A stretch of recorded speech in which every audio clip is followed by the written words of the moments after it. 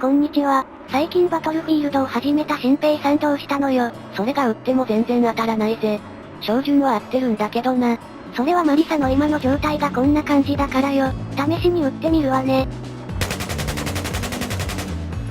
思ったよりも散乱してるんだな。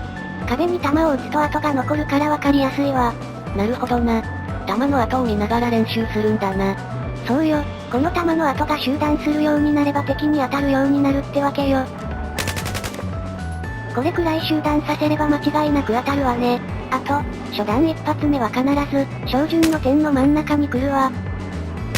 ほぼ照準の点に弾が行くんだな。つまり、遠くの敵に対しては照準の点をきっちりと敵に合わせないと当たらないってことよ。逆を返せばほとんどの武器はうまくやれば遠くの敵に当たるってことよ。いつも遠くの敵には当たらないから、大体で撃ってたぜ。大体ではダメよ。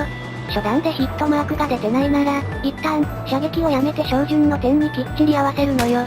ちなみにヒットマークは照準の点の周囲に出る4つの線でわかるわよ。あと照準の点のことをレティクルというから覚えておいてね。了解。レティクルをきっちりと敵に合わせれば初弾は当たるんだな。その通り。レティクルをきっちりと敵に合わせて、撃ったら初弾が当たっているか確認してね。ちなみにヒットマークが白で見にくかったけど、オプションの設定から色を変えられるから、見やすい色に変えておくのもおすすめだわ。ちなみに人の目は昼間なら黄緑が最も明るく感じるそうよ。そうなんだな。次に、連射してみるわ。ちなみに、これをフルオート射撃というわね。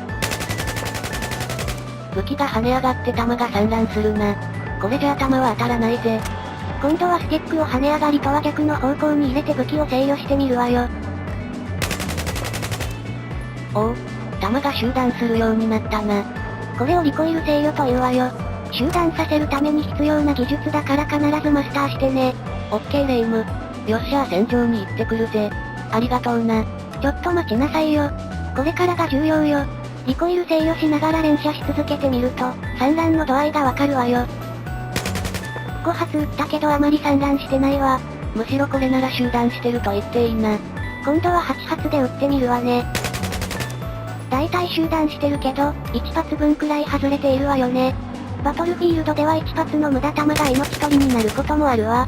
11発連続に至ってはさっきよりも大きく散乱しているわね。わかったぜ。つまり1発も外れない弾までしか連射しないってことだな。その通り。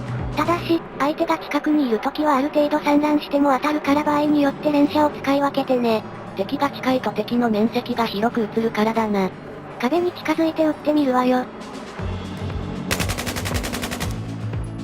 もっと散乱してても近くなら当たりそうだな。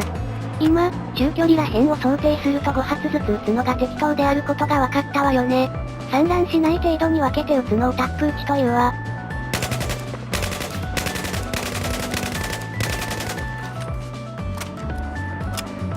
あれでもさっきよりなんか散乱してないか。よく気づいたわね。実はタップ撃ちも連続すると散乱し始めるのよ。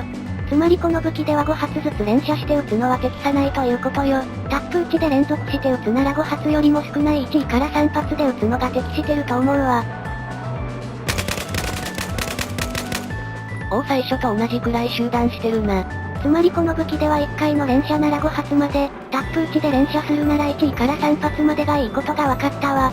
武器によって集団率は違うから壁を撃って何発までなら集団するか確認してね。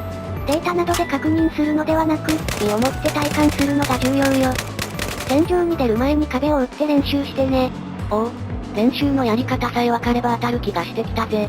新平さんは弾が当たらなくてやめてしまうことも多いから、素晴らしいバトルフィールドの世界を知ってもらうためにも、今後も需要があれば講座をアップしていきたいと思うわ。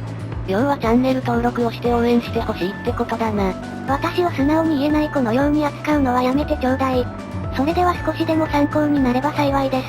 ご視聴ありがとうございました。